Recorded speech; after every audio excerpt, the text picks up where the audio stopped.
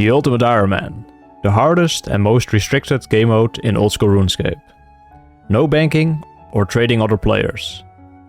And after claiming the world record for fastest maxscape on a main account, I decided to step it up and speedrun max total on an Ultimate Iron Man. Just me and my inventory in a race against the clock.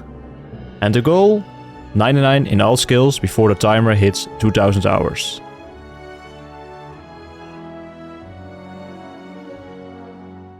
Yo, welcome back to another Ultimate Iron Man and maxscape speedrun video. Last time we made a bunch of progress, from finishing Sepulcher to doing Desert Treasure 2. And had a couple close calls during the quest, but I managed to complete it without dying even once, giving us 300k prayer XP. And since I skipped the stats part last time, let's talk about it now. At the time of finishing Desert Treasure 2, we have 668 hours played, with a total level of 1844. Almost level 70 base stats, with just prayer to go.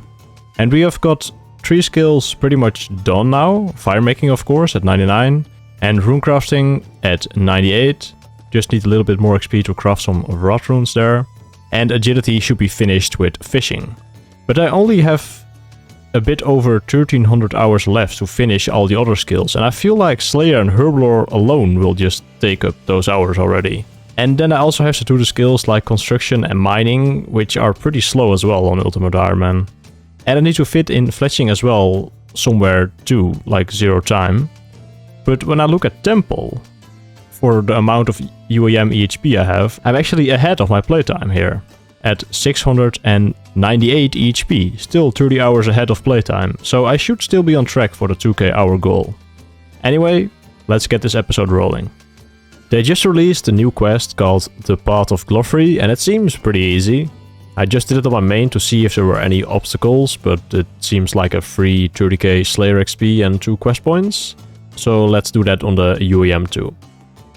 Insane safe spot techniques over here to kill the terror birds at the end of the quest. And that's the quest done, all quests completed again, and 300 quest points and some free XP. Also quickly killing a Mithril Dragon and using Trolls plus Undead Grasp here, since I cannot wield my Tome of Fire, otherwise I would die pretty quickly. But that is for the Gandrayda Heart Diary that I'm gonna complete later on. My next goal was going to be 99 construction, but Jagex still haven't updated the log basket, so that you can withdraw logs from it outside of a bank. So I gotta change my route slightly now, and after some planning I decided on getting 100 combat so I could do the Karamja Heart Diary. Currently sitting at 95 combat, but I can't just AFK some attack and strength levels at crabs. And doing Slayer is also not really efficient at the moment, since I don't have offering spells yet. And I also have a Dagon task at the moment that I wanna do at Dagon Rex. So ranged is the only option right now, through HP levels and a couple other levels from my halberd and some long range chinning maybe. But before I can do efficient chinning, I need 70 prayer and a bone crusher with enough charges. So I need to get some noted bones somehow for the charges. And in the previous episode I got 80 hunter, so I can catch crystal implings now. And these guys also happen to drop noted dragonstones, which I can use to upgrade my jewelry box when I have the construction level for it. So I loaded up my 4 alts and put 1 in each corner of Privdinas to scout the imps. And the first crystal imp of many. Some crystal shards, nice.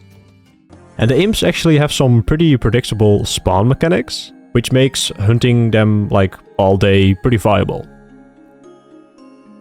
Only 1 can spawn per world, and they have 4 different spawn points, 1 in every corner, hence the 4 alts. But they stay invisible for a little bit after they spawn, so that way they can roam around first before becoming visible, instead of always spawning on the same tile. And lastly, they spawn in a 30-minute interval. So that means if you catch one, there won't be a new imp until the next interval in that world. When I was doing this, it was at 5 minutes past the hour and at 35 minutes. for the waves to like start spawning.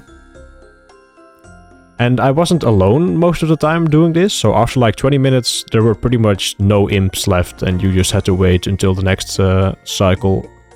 So what I was doing was hop to a world with my 4 scout alts, walk around a little bit in the 4 corners until one of the clients started flashing red, because then I spotted a crystal imp with a plugin. Then hop to the next world on the 3 other accounts that didn't find the imp. And meanwhile, I logged in to my UIM and made my way over to the corner with the imp and caught it. And then quickly log out again until I spotted the next imp. And with good focus and average luck, I could find and catch around 15 imps per 30-minute cycle. And on top of the baby dragon bones and dragon stones, they have some pretty nice other drops as well. A decent amount of alcoballs, runner and yew seeds, and crystal shards and acorns. And from the acorns you can grow a crystal tree, which gives 15 shards when you chop it down. And there's my first noted baby dragon bones. I probably need around like 360 in total, so a couple more. But I already needed some crystal shards as well from making divine potions for ranged and slayer. And at first I was going to do this by doing 2 tick-ticks in priv for the shards, but now I'm knocking out 3 birds with 1 stone with the crystal imps. The dragon stones, the baby dragon bones and the crystal shards.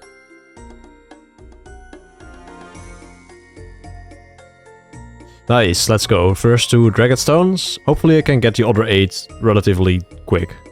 Oh, well, there is the first elven signet. And up to 6 dragon stones now, and more than enough dragon bones.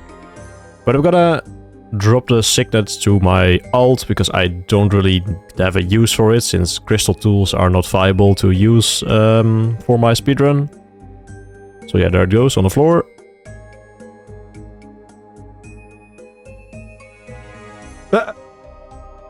It's the same recording, man. Only a couple minutes later I got my second signet. Well, that's also gonna go onto the floor. That's an easy 4 mil in total for the alts.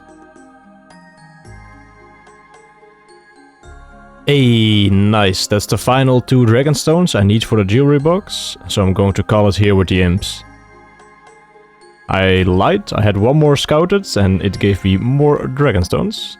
I'll probably end up dropping the extra 2, but maybe I find a use for them, or I go for more dragon stones from something else so I can make the final jewelry box, but for now I'm only going for the second one.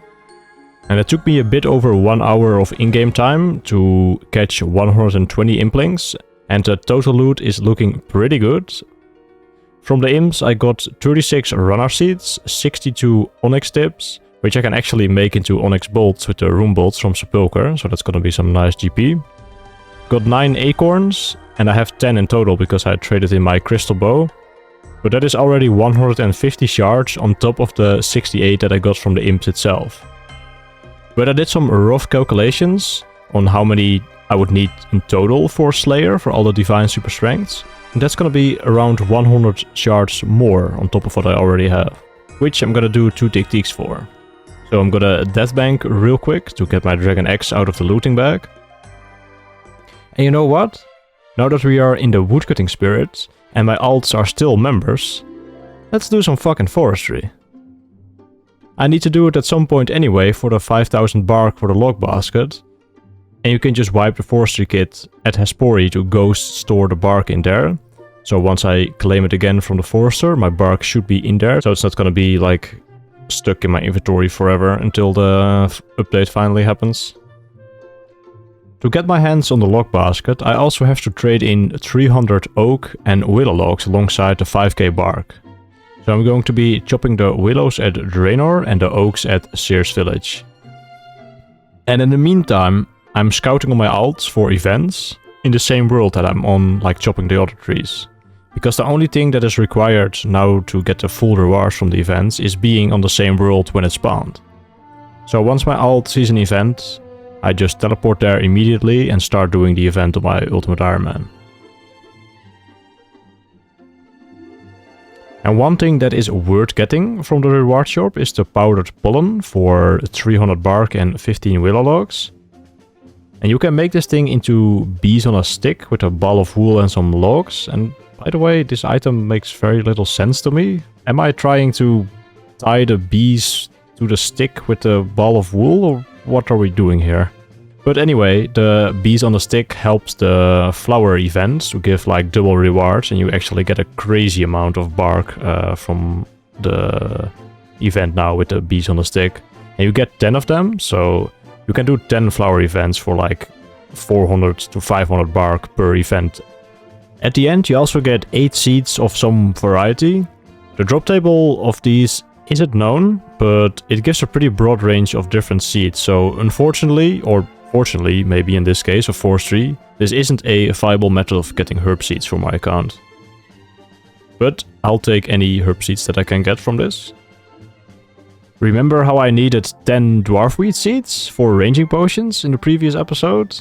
Well, now I got an extra 16. I have to admit something, guys. Doing Forestry like this is actually kind of fun, believe it or not. Having eyes on all the woodcutting spots, then just teleporting around is oddly satisfying. But does it feel like I'm training woodcutting? Absolutely not. You don't even need an axe for most of the events, and it legit feels like I'm playing on a private server. But there is 5000 bark. Now gotta chop a couple more logs, I think, for the 300 oak and willow. Alright, let's check how many logs I still need. 15 oaks and 18 willow logs, so almost there. Works out perfectly with the 5000 bark I just got. And overall this took me like 1.5 hours to get the 5000 bark and the 300 logs. And finally I could do Tears of Guttix again to get myself 70 prayer. Prayer is actually no longer my lowest skill now, defense is just slightly lower in XP. But with 70 prayer I could complete the Mauritania Heart Diary and the Gandrayda Heart Diary. So now with the Mauritania Heart Diary completed, I can use the Bone Crusher to get some bonus prayer XP from the monkey bones in the Monkey Madness 2 tunnels. But I do need to charge it though. So getting 1k extra tokens now, so I can keep them stored at the Ghost Disciple until I actually need them. And doing this manually, as it would take like 2 weeks to do this with the daily bone thingy, as you can only get 26 per day with the Heart Diary. And most importantly, I'm using my 200ml all main account for its best purpose yet. Opening the trapdoor in advance so I can go down right away, saving me 1 game tick. And now onto 2 tick teaks in Peripheras for another 100 crystal shards. And with good focus you can get around 20 crystal shards per hour with this. So I would need to do this for like 5 hours. But it is slightly worse woodcutting XP than 1.5 tick teaks, so in those 5 hours I'll probably lose like 30 minutes of time compared to doing 1.5 tick. But in those 30 minutes I get 100 shards in return, so effectively this is like 200 crystal shards per hour, which is pretty good. And a bit over 4 hours later of 2 ticking, I also managed to elk like 2.5k rune bolt, so that's also pretty nice magic XP, gained 160k. And yeah, that is the final shard, so we are gonna move on from this now. I already had farmed my dwarfweed seeds that I got in the last episode, but to make them into ranging potions I need some MHWIs. And the best place to get those is in the wilderness with the Heart Diary, but I don't have the Wieldy Heart Diary completed yet, and I also don't feel like going in a wilderness right now with all my stuff, so I'm going to do something a little different. You can also grab the Wines of Zamorak at the Asgarnia Chaos Temple. The respawn here is much slower than in the wilderness, and there are these annoying monks that will attack you if you don't have Zemi ropes equipped while you steal the wine.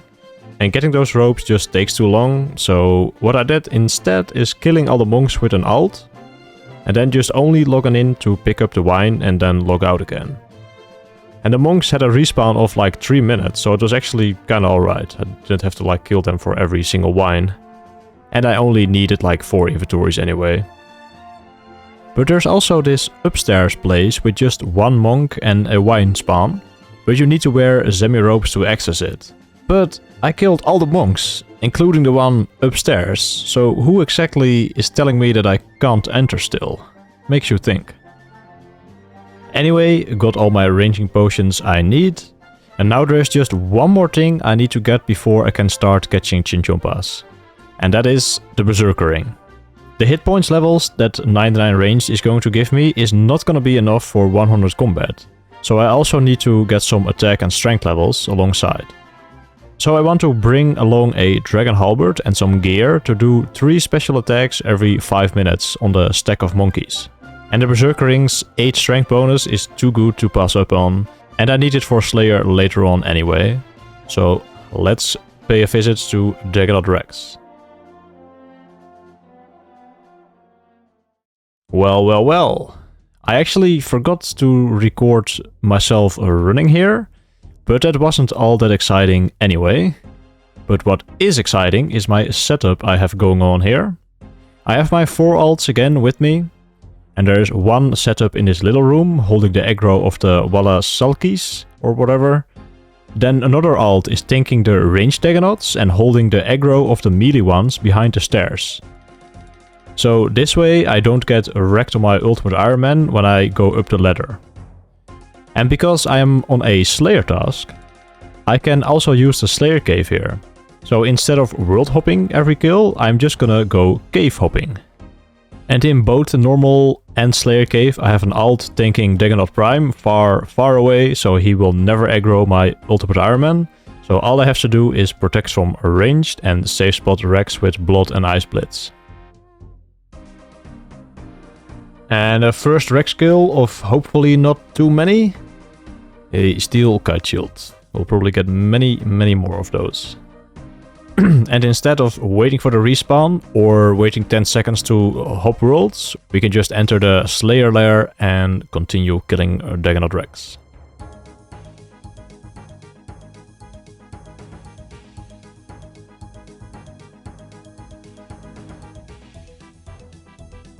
Ah, no! The Dragon X was useless from Winter Thought! Don't attack those Dagonots upstairs. Elk? Actually. I'm just gonna keep it for now. Maybe the two-handed axes are like good, but not good, I don't know. Yeah, the Dragon X from Winter Dot actually didn't save that much time. It would be really good if I just got a Berserker Ring before a Dragon X, so I could just leave the Dagonot Kings, but yeah, that didn't happen. And that is kill number 64, halfway to the drop rate of the 128 Berserker Ring. And the supplies are actually looking not that great, only 6 sand fuels left. So it looks like I can do about 100 kills per inventory.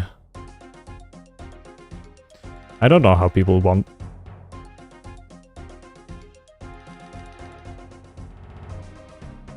I'm not gonna say anything else.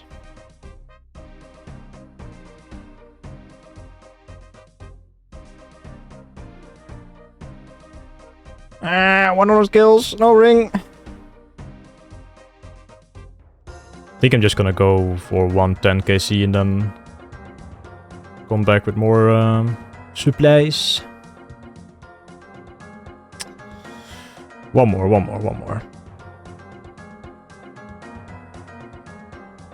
Dude, fuck off with those Fremonic blades.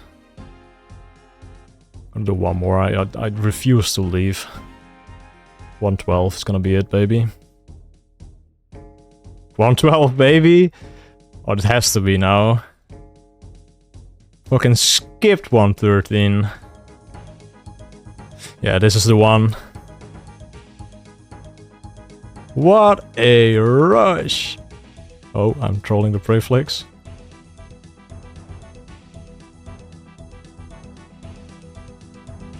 Please.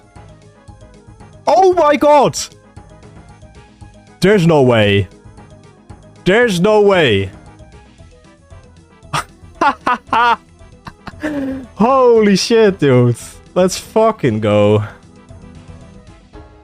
Going to rip the imbue for my black mask and put it on the Berserker Ring.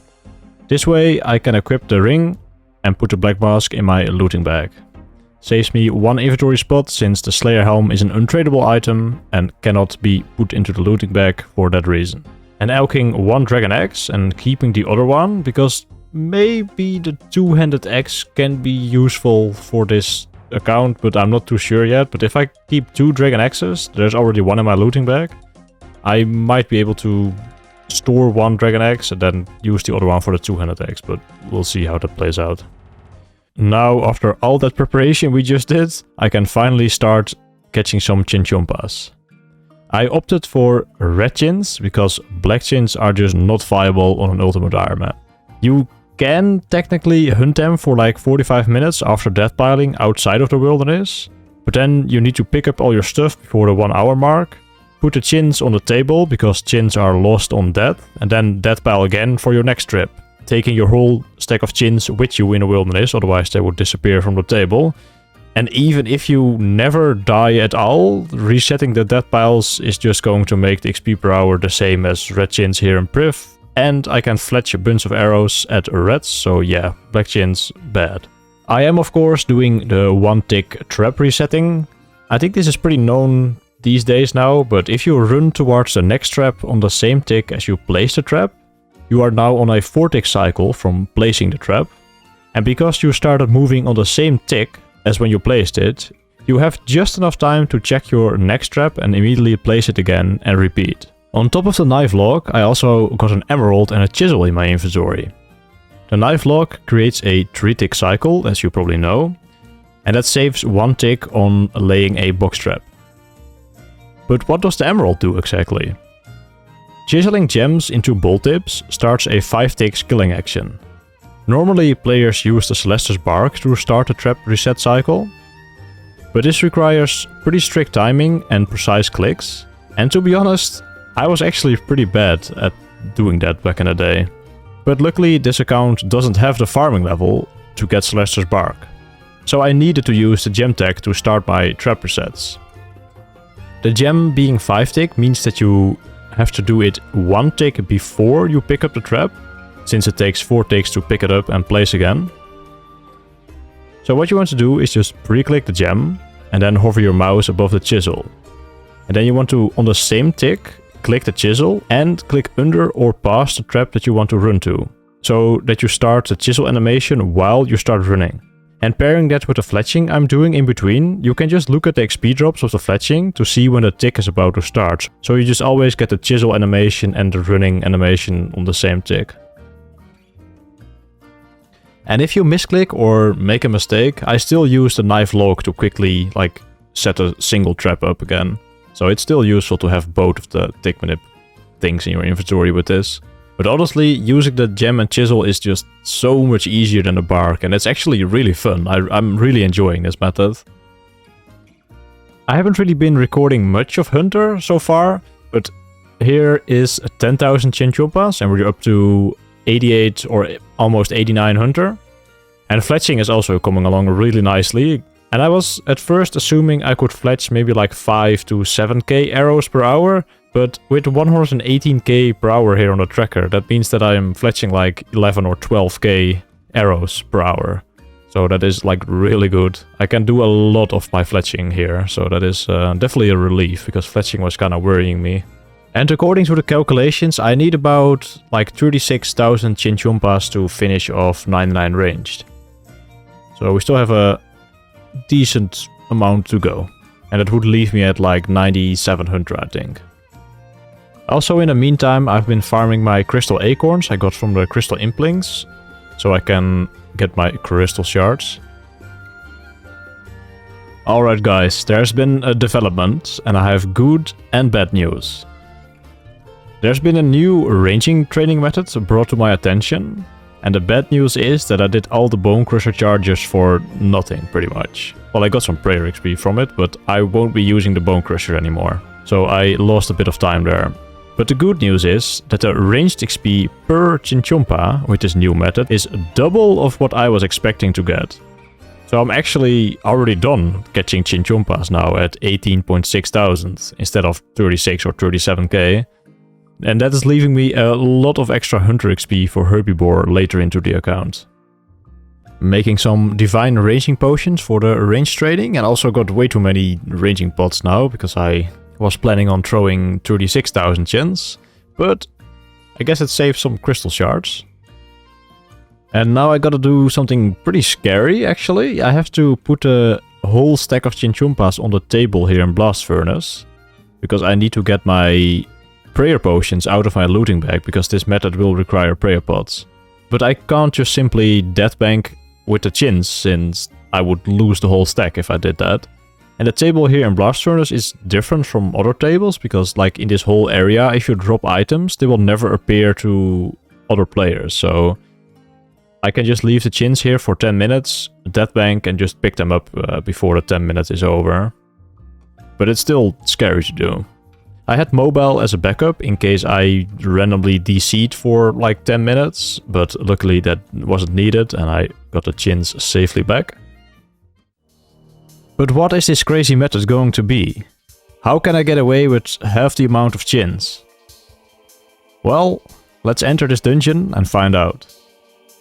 We are going to make use of a mega scale raid. The squad is already in place to set this up. And don't worry, I am not going to complete the raid, but please take a look at the most insane chinning methods you will ever see.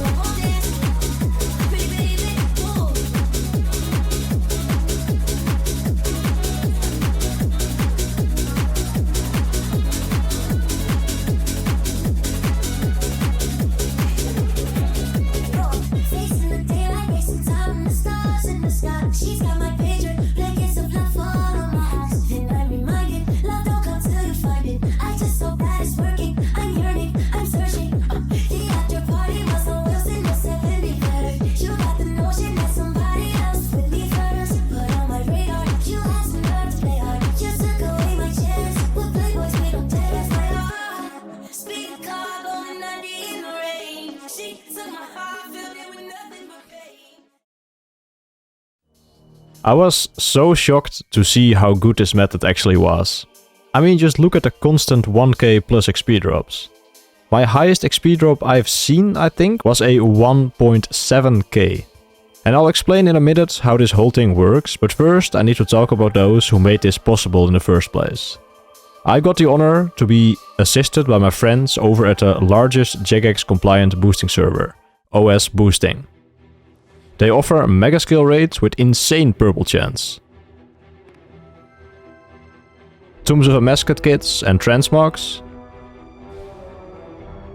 Super fast BA boost to get yourself all kinds of items like the fighter torso. Pet boosting for the most boss kills per hour, so you can get the pet you always wanted. And they offer boost for even the hardest combat achievements. Click the link in the description and progress your accounts to the next level. So to explain this whole method, I first need to explain why I am even getting double XP per Chinchompa. The XP bonus on monsters gets calculated from the combat stats it has. So all the attack, strength, defense levels, but also the hit points of the monster. And since we are scaling the raid up to 100 players, the mystics have 8,000 hit points each. And I'm not sure how exactly this formula works, but due to their massive HP pool, I receive around 100% bonus XP, cutting the amount of chins needed in half. And this was also the reason why Zabek in the main speedrun was such crazy XP, because of its massive health pool in the 8-man 575 invocation raid. But first we had to get the 100 accounts in the raid, and this sometimes took a while, but I could just be locked out of my Ultimate Iron Man during this, and even during the setup of the Mystics I could be locked out. So the overall rate currently is a bit lower than what I was getting, because yeah, when I'm locked out the XP tracker doesn't go down. But with the recent proposed changes to Chambers of Xeric, you can pick your layout, so you can just always have Mystics first. And you will be able to scale the raid without needing an extra 80 or 90 accounts. So technically this would be a viable range trading method with those updates. It would even be possible solo if you have enough accounts to do the setup. So to set this up, my booster Wiki ran 2 tank accounts across the room to get all the Mystics aggroed. With the stuff of the Dead spec and max mage defense, this was actually super consistent. Then with a 3rd tank account, he tagged and lured all the Mystics left behind here and setting them up in the hallway to the left. The Mystics kinda work weirdly if you stand close to them with Pray Magic on, because they will try to melee you, and that way you can just trap them on the corners because they can't reach you anymore. And then the other 2 tanks will bring the remaining Mystics into the hallway. And with 2 other accounts dancing, we can null the tiles under the Mystics, so they will be stacked similar to Bloodvelds in the Catacombs. But now the Mystics can deal heavy damage to the 3 tanks, so I step in with some heal groups and heal other to make sure the tanks survive. So now all the 12 Mystics are on the same tile, but cheating them now wouldn't work as they would just insta-kill my Ultimate Iron Man. Luckily, Chins roll their accuracy on the monster you target, and not the whole group individually. So all we have to do is just lower the stats of 1 Mystic. But before the specking account starts specking, he drinks 3.5 Ceridon brews to lower the strength level, and then some attack potions to get the attack up, because the lower max hit is actually making it so that I can do more damage with my Chin, so more XP per raid. So Wiki attacks one and drags it 1 tile out. And then it's pretty much the same as Corp. 3 Warhammers, 20 Arclight and 380 BGS damage to turn the Mystic into a chicken. And then he surrounds the Mystics with other accounts. When that is done, I log in and stand on this exact tile and start chinning. It has to be this exact tile, because now that I attack it, it will switch aggro to me. But since the Mystic is in melee form still, it can't reach me. It will only mage me sometimes, but since its stats are heavily reduced, he won't do any damage pretty much. And the other Mystics I hit will also switch aggro to me. But since I am standing under them, and they are being blocked by the accounts around them, they cannot move and attack me. And since I'm using red chins, I can't even hit all the Mystics, as there are 12 in the stack, and the red chins only hit up to 11 targets. So if you were using black chins, the rates would be even higher. And also keep in mind, I am wearing normal Void with no other range strength gear, and using red chins and still getting 1.4 to 1.5 mil an hour. So if you were in maxed range gear with black Chinchompas, you can gain up to 2.8 mil XP per hour if you were on a Slayer task. Because yes, you can actually be on a skeleton task and it works. But unfortunately I didn't think of that beforehand, and when I realized it, I was almost done with the skill. So it wasn't worth it for me to like tutorial skip for skeleton task. And the Salve Amulet does work, but its damage boost only gets applied to the main target, so you're only killing the chicken Mystic quicker with it and making the total XP per raid worse. And the total XP per raid is around 600k ranged XP that you can gain. And then the chicken Mystic dies and yeah, then you just leave the raid and set it up again. Towards the end I also started throwing some chins on long views for defense XP. And to get 100 combat I needed to get 75 defense and 90 hit points, but I have way more than enough chin, so I already got it at 76 and 89 hit points. Oh, that wasn't hit points. Oh, that was 90 magic. Hey! 90 magician. Coming in. Last 10. Yeah, 12k XP. Like 380 or something.